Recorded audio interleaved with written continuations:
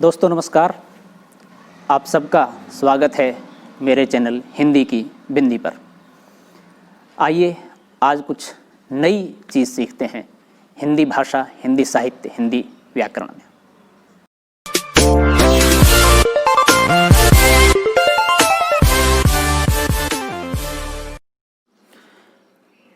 आज की वीडियो हम बना रहे हैं रेखा चित्र को लेकर के।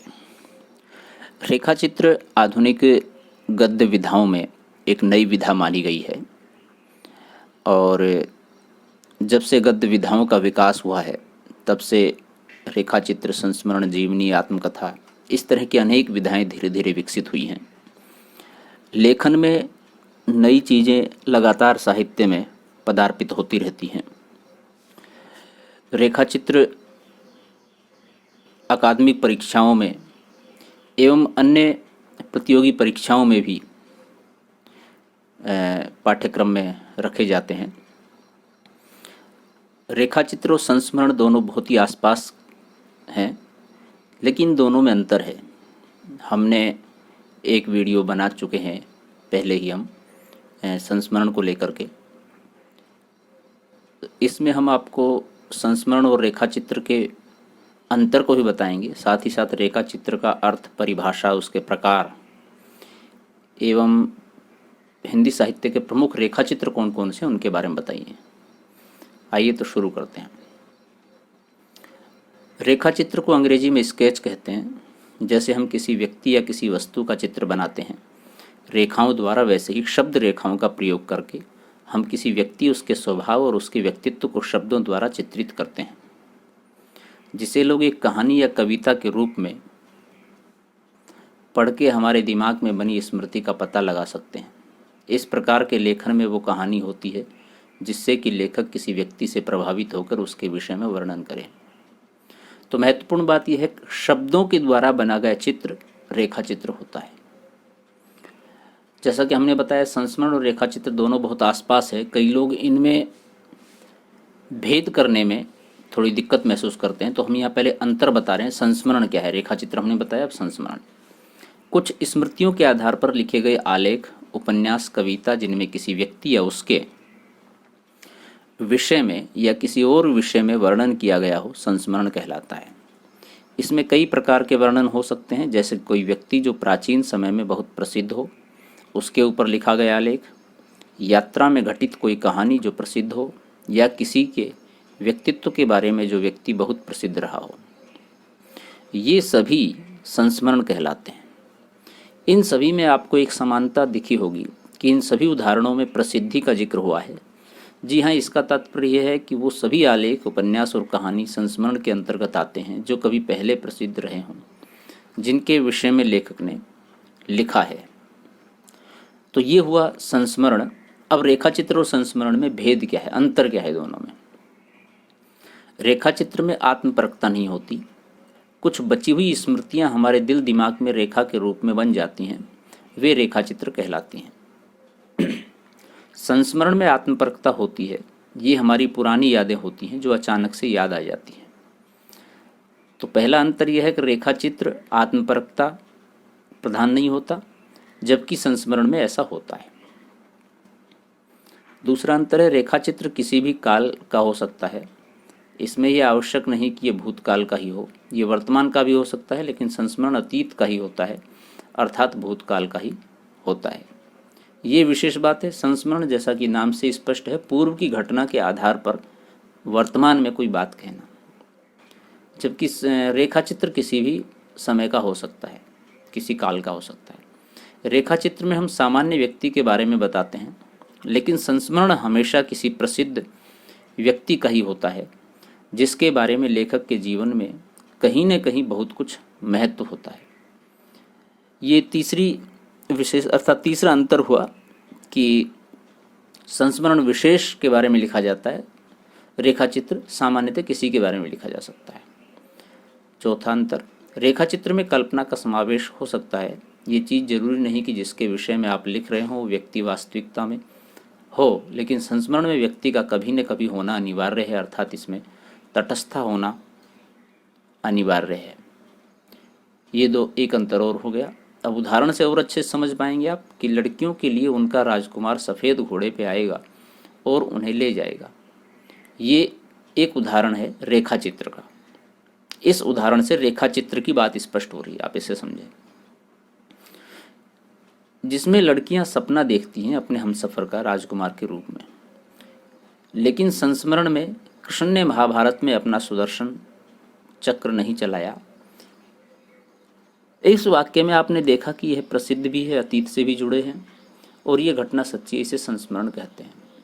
तो विशेष अंतर यह हुआ कि संस्मरण पूर्व से, अतीत से होना चाहिए, उसमें सत्यता होनी चाहिए, और रेखा चित्र में कल्पना हो सकती है, जुड़ाव हो भी सकता है, नहीं भी हो सकता। अब हम बात करते हैं रेखा चित्र के बारे में। इसे शब्द चित्र कहा जाता है, जो भाव प्रधान स्वरूप की आधुनिकता गद्य विधा है। इसे कहानी और निबंध के बीच की विधा माना जाता है, पर इसका अलग और निश्चित स्वरूप है। इसके भावात्मक गद्य साहित्य के अंतर्गत भी माना जाता है। इस पर चित्रकला का प्रभाव भी स्पष्ट दिखाई देता है। जिस प्रकार चित्रकार कुछ रेखाओं के गिने चुने उभारों से विशेष प्रकार की भावनाएं प्रकट करता है, उसी प्रकार गद्यकार शब्दों के माध्यम से एक प्रकार का रेखा रंग रहित चित्र सा प्रस्तुत करता है। इनके माध्यम से ही एक बिंब उभरकर पाठक के सम्मुख आ जाता है। अर्थात शब्दों के द्वारा ऐसा एक चित्र उभारना जिसमें रेखाएं नहीं है, लेकिन एक तस्वीर, एक चित्र दर्शक के सामने, एक पाठक के सामने आ सके, उस तथ्यात्मक दृष्टि से वह चीज़ लिखना। रेखा चित्र का स्वरूप शाब्दिक रेखाओं के द्वारा वर्ण्य भाव या विषय का सजीव, सप्राण, मूर्त चित्र प्रस्तुत करना ही रेखा चित्र है। इसकी चित्रमयता में रंगों की अस्पष्टता के बावजूद एक प्राणवत्ता, सजीवता का आभास होता है। सांकेतिकता, कल्पना रेखा चित्र को और अधिक सजीव बनाते हैं। पाठक कल्पना के रंगों द्वारा चाहे जितना भी भाव अर्थ ग्रहण कर ले, किंतु उसका मध्य बिंदु सदा सर्वदा एक ही रहता है। अनेकता और वैविध्यता को इसमें स्थान नहीं है। रेखा चित्र में एक केंद्रीय विषय है, बिंदु है, उसी पर ही केंद्रित रहते हुए लेखक को संकेतात्मक रूप से, कल्पनात्मक रूप से इस तरह से बात कहनी है कि वह सजीव उठे, जैसे प्राणवान उठे, आपके सामने हो, जैसे कि जबकि वो घटना पहले की हो सकती है, बाद की हो सकती है, वर्तमान में कुछ समय पूर्व की हो सकती है, लेकिन कहने का सलीका इस तरह का हो कि वह प्रभावित करे, पाठक को अपनी ओर आकर्षित करे। रेखा चित्र की परिभाषा। रेखा चित्र किसी व्यक्ति, वस्तु, घटना या भाव का कम से कम शब्दों में मर्मस्पर्शी, भावपूर्ण एवं सजीव अंकन है। रेखा चित्र एक भाव प्रधान रचना है जिसमें एक ही वस्तु विषय का भाव प्रवण, मार्मिक एवं प्रभावी किंतु शाब्दिक रेखाओं में अंकन होता है। रेखा चित्र के तत्व अथवा गुण कौन कौन से हैं, उस पर चर्चा करते हैं।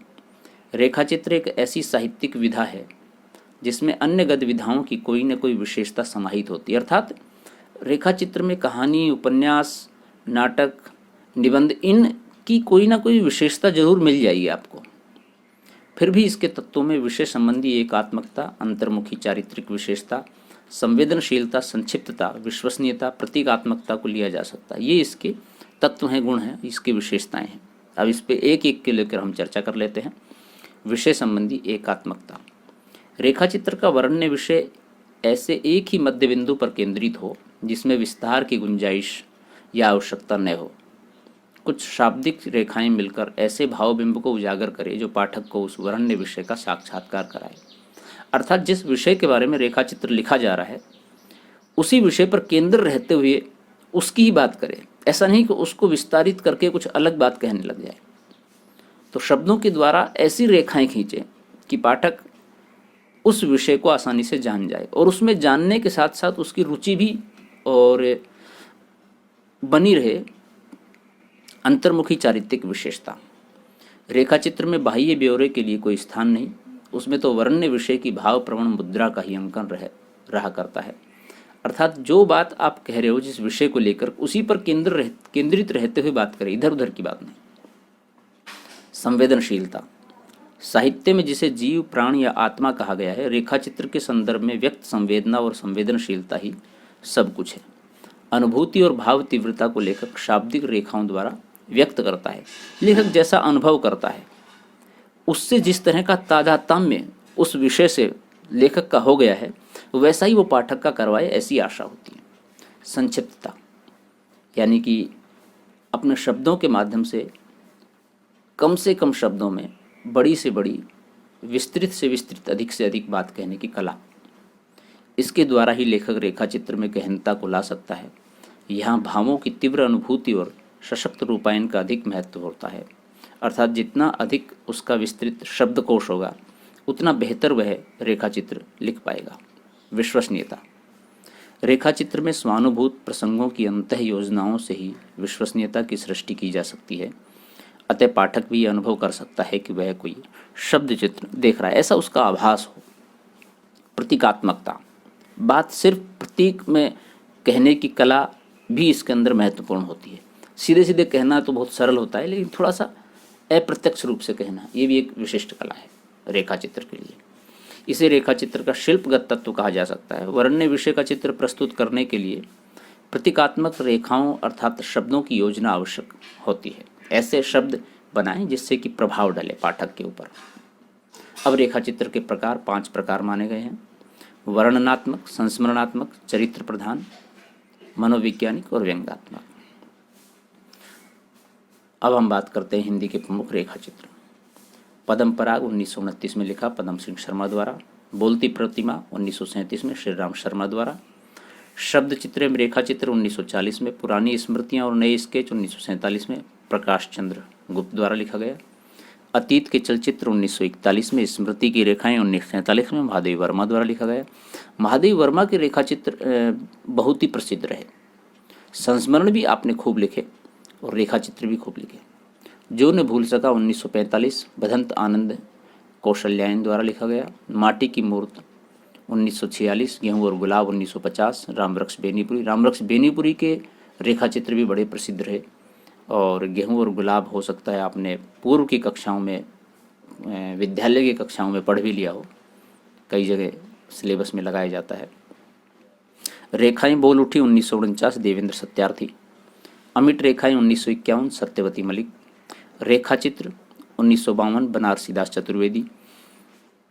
रेखा और रंग 1955 विनय मोहन शर्मा। स्मृतिकण 1959 सेठ गोविंद दास। रेखाएं और चित्र 1955 उपेंद्र नाथ अश्क।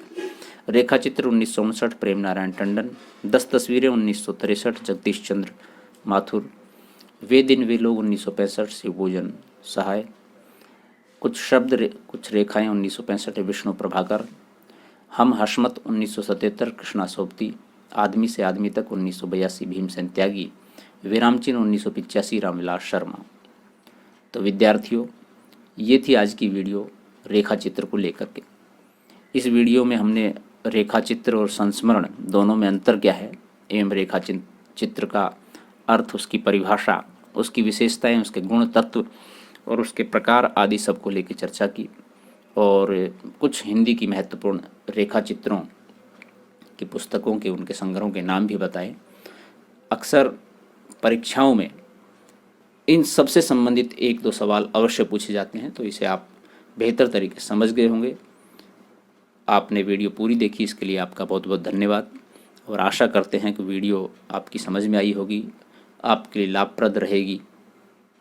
यदि वीडियो आपको अच्छी लगी तो इसे लाइक ज़रूर करें और अपने दूसरे सहपाठियों के साथ इसे साझा करें, शेयर करें, ताकि वो भी इसका लाभ उठा सकें। और आपके मन में कोई सवाल है, कोई जिज्ञासा है, कोई प्रश्न है, तो आप कमेंट्स के माध्यम से हमसे पूछिए, हम उसका समाधान करेंगे और संभव होगा तो एक अलग से वीडियो बना देंगे ताकि आपको कोई दुविधा न हो। और हमारा चैनल आपने सब्सक्राइब नहीं किया है तो प्लीज़ उसे सब्सक्राइब जरूर कर लें और बेल आइकन को जरूर दबाएं ताकि कोई वीडियो आप मिस न कर पाएँ, क्योंकि हर वीडियो की नोटिफिकेशन आप तक पहुंचनी ज़रूरी है ताकि आप जिस विषय को लेकर, जिस प्रतियोगी परीक्षा को लेकर आप तैयारी कर रहे हैं उसको बेहतर तरीके से पढ़ सकें। तो विद्यार्थियों, हम बहुत जल्द दूसरे टॉपिक के साथ फिर मिलते हैं। तब तक के लिए नमस्कार। आप घर पे रहें, अपने आप को सुरक्षित रखें, परिवार को सुरक्षित रखें, देश को सुरक्षित रखें। शुक्रिया।